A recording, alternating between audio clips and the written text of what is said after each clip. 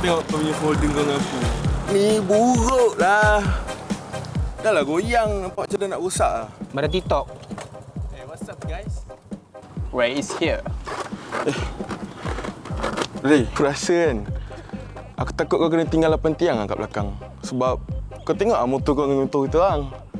Nak dibezakan motor kau dengan motor kita orang ni, kau tengok sendiri lah. Tak. Kita nak berlumba, kau nak berlumba juga. Aduh, korang lek ah motor ni. Ada secret weapon tau. Kau tengok depan ni. Benda? Stiker P ni maksudnya power, babe. Power. Kau apa tahu?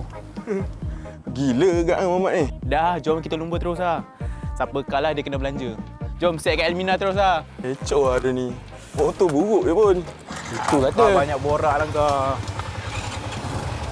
Jom. Jom lah, cepat. Ya, gerak lu.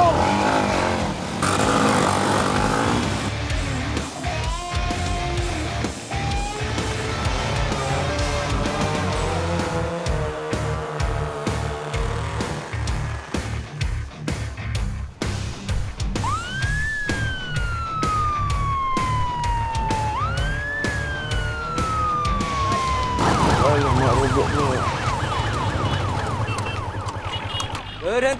Berhenti. Korang semua ditahan. Korang semua mesti balik pada merempit kan? Korang semua daripada mana ni? Kami dari Elmina je bang. Korang dari Elmina. Kita orang test motor ke tuan? Motor sama-sama standard kot. Betul tuan, betul. Kau ada stiker P. Okey, kau boleh lepas. Have a safe ride. Terima kasih tuan.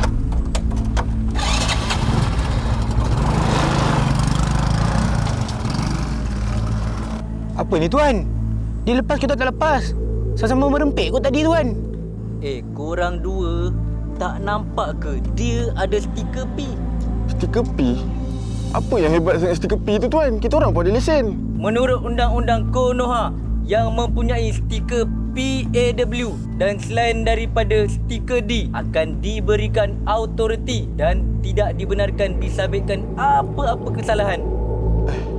Habis tu, sekarang ni tuan nak tahan saya dengan dia lah. Come on lah tuan. Melayu sama Melayu kot. Ni apa ni? Ada stiker D ni?